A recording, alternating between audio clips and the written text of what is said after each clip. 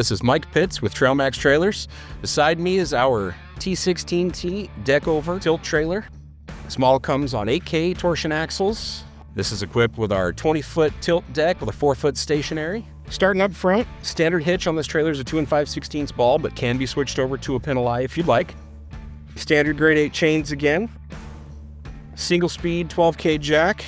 And our toolbox is standard on every trailer, as well as our electrical plug storage and the additional tray behind the toolbox.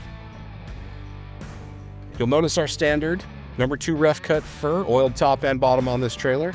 Also, while D-rings are an option, on this one we stuck with the standard 3/8 chain slots on the top of the outer frame rails.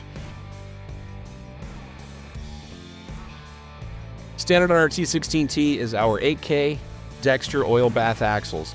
Now, one thing I want to highlight on this T-16-T specifically is our square tube frame design, a straight axle 8K torsion.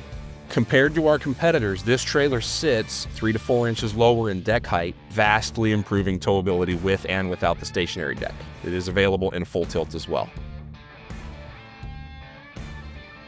Well, thank you for taking a look at our T-16-T Deckover tilt trailer.